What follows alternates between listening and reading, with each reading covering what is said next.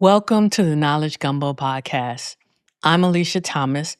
This is a space where we share the stories and the wisdom of Black women who shaped the world we're still working to build.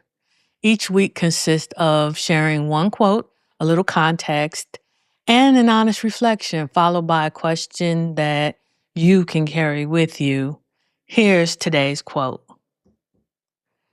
The way to right wrongs is to turn the light of truth upon them. Ida B. Wells. Ida B. Wells was a journalist, editor, and an anti-lynching activist working in the South at the end of the 19th century. At the time, Blacks, people were being murdered in the streets, and the mainstream press either ignored it or justified it. She documented the violence. She gathered names, dates, locations. She printed what others refused to print. And she did it knowing that the truth itself would be used as a weapon against her. I've been meditating on the word light. There's something Wells understood about truth that a lot of us have had to learn the hard way. Truth isn't always enough on its own. Truth sitting in a drawer doesn't do anything. Truth whispered in private conversations stays private. What turns the tide is exposure, the ability to illuminate, the act of bringing something into the open where it can no longer be ignored. And the word turn matters too. She didn't say, speak the truth or prove the truth. She said, turn it, like you're repositioning a lamp in order to expose all the shadows or delete all the shadows. One of my hobbies is photography, and light can be used to change the mood, change the depth, or the focus of an image. What Wells did with print journalism was exactly that. She didn't just believe that lynching was wrong. She documented it. She named the victims. She gave them a face, a purpose. She named the perpetrators.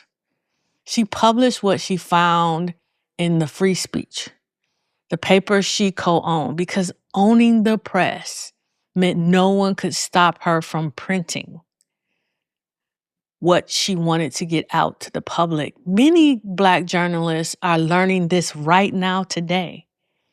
Many others tried to stop her. They burned her press to the ground. They threatened her life. She had to leave Memphis and never returned. She changed locations and moved from place to place. But what she did not change was her writing. What she did not change was turning the light on. She took her lamp to different places. I think about what it costs to be the one who turns on the light, because it is not free. It's simple, but it's not easy. It costs you comfort. Sometimes it costs you family. Sometimes it costs you friends. Or it could even cost you your community. But it almost always costs you the approval of people. How do I say this? The approval of people who would rather not see themselves in the reflection of that light. She kept going, not because it was safe, because the alternative was to allow the darkness to continue.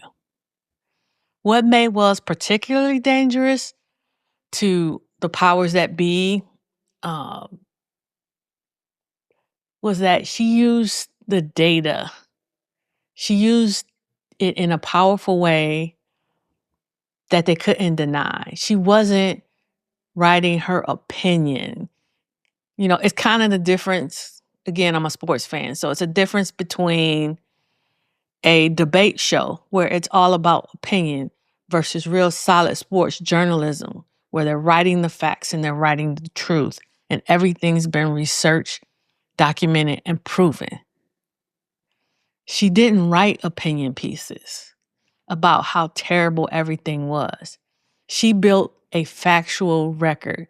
She documented over 700 lynchings in a single investigative pamphlet called Southern Horrors. She disproved the lie that lynching was about protecting white women.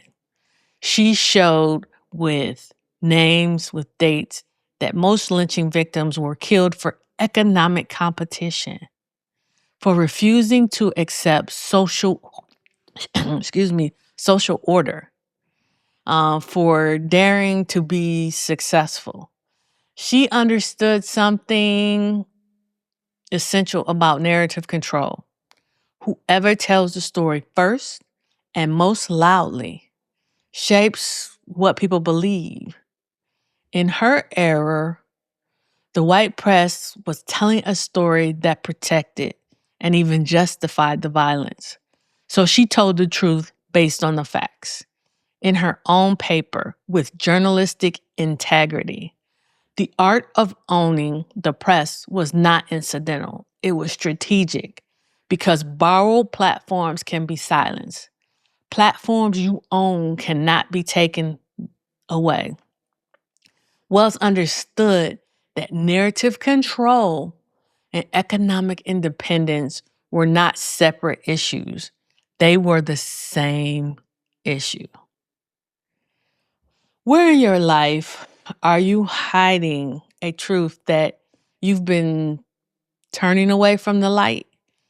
And what is it actually costing you to keep it in the dark? That brings us to the end of today's serving of the Knowledge Gumbo Podcast. Thank you for sharing one of your greatest gifts, and that is the gift of time. If this quote stirred something for you, like great gumbo, let it simmer and choose to share it with love. Until next time, take great care of your mind, of your body, and of your soul.